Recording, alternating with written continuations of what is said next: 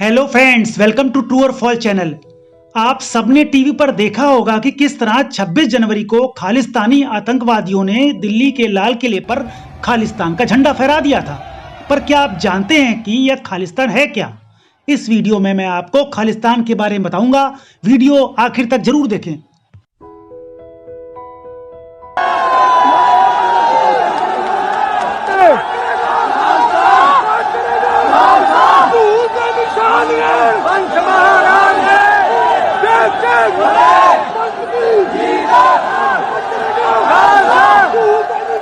असल में खालिस्तान का मूवमेंट कुछ देशद्रोही सिखों का सेपरेटिस्ट यानी अलगाववादी मूवमेंट है।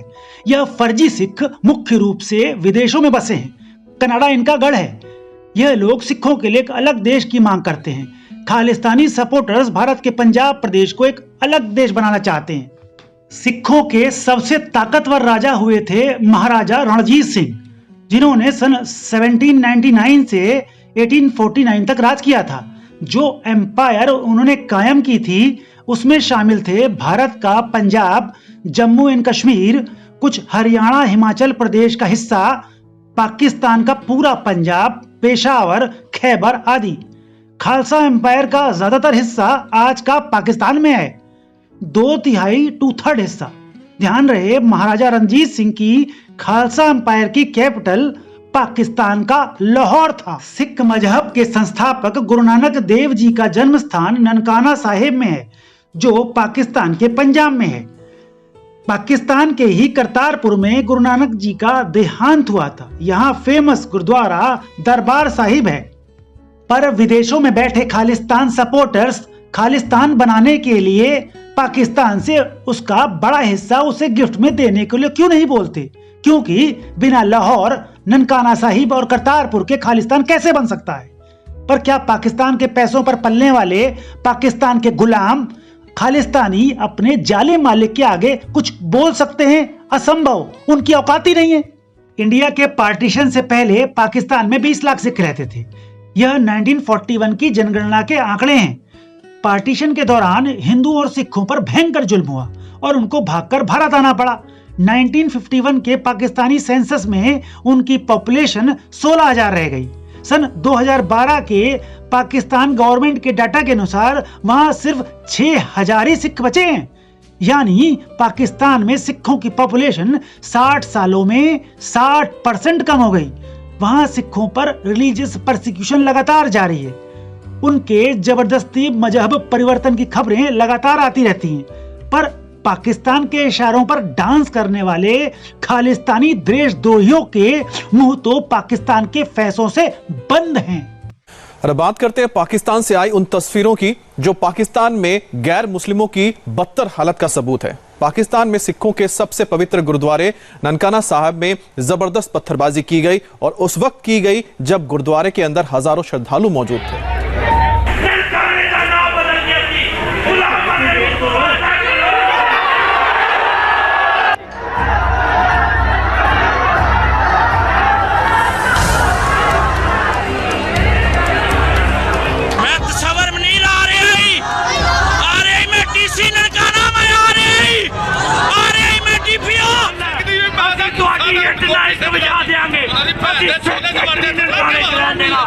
इंशाअल्लाह ताला ननकाने दा नाम बदल के असी गुलामा ने मुस्तफा शहर दा नाम रखांगे।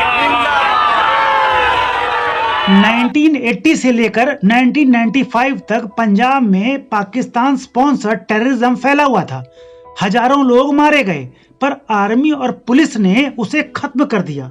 पंजाब के आतंकवाद को खत्म करने में उस वक्त के पंजाब पुलिस प्रमुख KPS गिल की भूमिका बहुत शानदार है। अब सवाल यह है कि क्यों पाकिस्तान खालिस्तान की साजिश के पीछे है? असल में 1971 में ईस्ट पाकिस्तान, जो आज का बांग्लादेश है, उसके एक अलग देश बन जाने से पाकिस्तान भारत से बहुत नाराज है और उसने भारत के पंजाब में आतंकवाद को एक प्रोजेक्ट के तौर पर लंबे समय से चलाया हुआ था। सिख मजहब सनातन हिंदू मत का ही एक पंथ है। एक्चुअली भारत में जन्मे सभी मत संप्रदाय जैसे वैदिक, मूर्ति पूजक, जैन, बौद्ध, सिख आदि सभी सनातन हिंदू धर्म का ही हिस्सा है। हिंदुस्तान या इंडिया शब्द सिंधु या इंडस नदी से निकला है, जो एक ज्योग्राफिकल टर्म है या एक भौगोलिक क्षेत्र का परिचायक है। प्राचीन काल से ही सिंधु नदी के पार रहने वाले सभी भारतीयों को, उनकी संस्कृति को प्राचीन विदेशी लोग सिंधु या इंडस कहते थे, जो बाद में हिंदू कहा जाने लगा। सनातन हिंदू धर्म दुनिया का सबसे पुराना और लोकतांत्रिक मत है। सनातन हिंदू धर्म में ब्रह्म या परमात्मा सिर्फ एक है, ओनली वन, एक ओंकार। पर उसके दो रूप हैं, एक निर्गुण, दूसरा सगुण। निर्गुण ब्रह्म वह है जिसका कोई आकार या रूप नहीं है, वह निरंकार है। सगुण ब्रह्म वह है जिसकी एक आकार प्रकार में इंसान पूजा कर सकता है, वह एक महामानव हो सकता है या मूर्ति। सिख पंथ की स्थापना गुरु नानक देव जी ने समाज में प्रेम, शांति और समानता का संदेश फैलाने के लिए की थी। सभी गुरुओं का यही संदेश था। पर गुरु हरगोविंद जी ने सिख कौम को एक फौज के तौर पर तैयार करने का प्रोसेस शुरू किया, जिससे कि सनातन हिंदू धर्म और भारत के मूल निवासियों की मुगल सल्तनत के जुल्म से रक्षा की जा सके। 10वें गुरु श्री गुरु गोविंद सिंह जी ने इस प्रोसेस को पूरा किया। उन्होंने खालसा पंथ की स्थापना करी, जिसका उद्देश्य मुगलों के जुल्म से सनातनियों की रक्षा करना था। सन 1699 में उन्होंने पंज प्यारे चुने, जो अपने महान गुरुजी के लिए जान न्योछावर करने के लिए तैयार थे।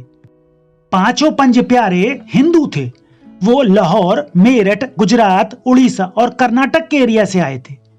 उनमें सभी जातियों के लोग थे, ब्राह्मण, जाट, नाई, अन्य। सभी सिख गुरु सनातनी हिंदू थे और सारे भारत को अपना मानते थे।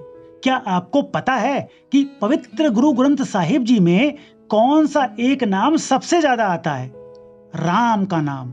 यह 2533 बार आता है। प्रभु कृष्ण का भी नाम बहुत बार आता है।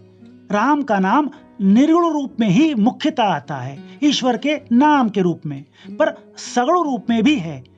अयोध्या के राजा प्रभु श्री राम की महिमा गुरुवाणी में साफ दिखती है।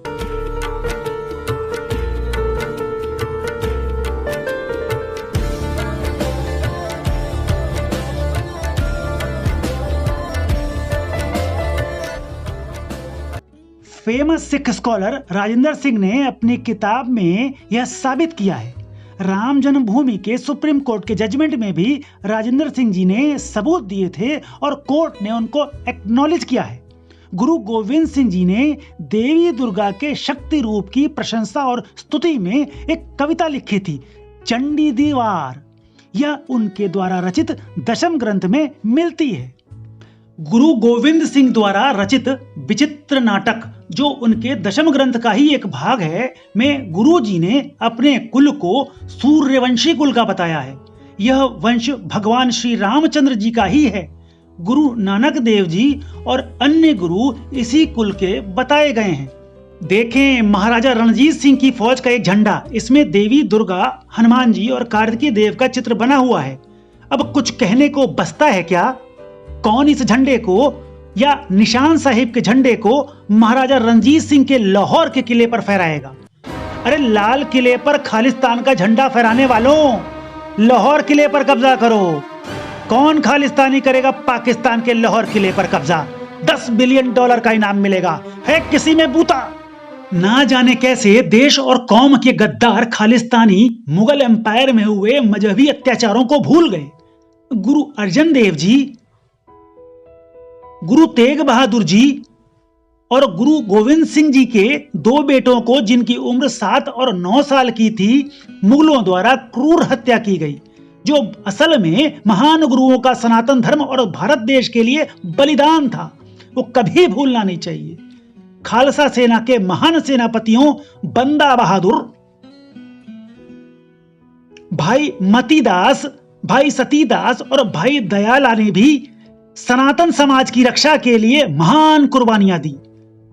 बंदा बहादुर राजपूत थे और बाकी लोग ब्राह्मण। स्वर्ण मंदिर को मुगल काल और अफगानों के हमलों में 6 बार डिस्ट्रॉय और अपवित्र किया गया।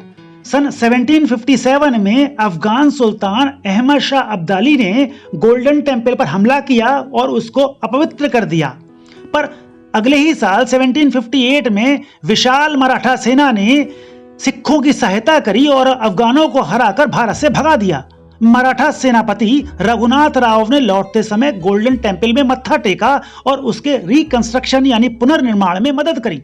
इस सारे एनालिसिस और विश्लेषण से साफ है कि खालिस्तान एक पाकिस्तानी प्रोपेगेंडा है, पाकिस्तानी आर्मी की एक भारत विरोधी साजिश। भटके हुए ब्रेन वॉश्ड खालिस्तानी सपोर्टर्स को महान गुरुओं के इतिहास और उपदेशों से सबक लेना चाहिए और अपने असली दुश्मन को पहचानना चाहिए। यह वीडियो आपको कैसा लगा कमेंट सेक्शन में जाकर बताएं।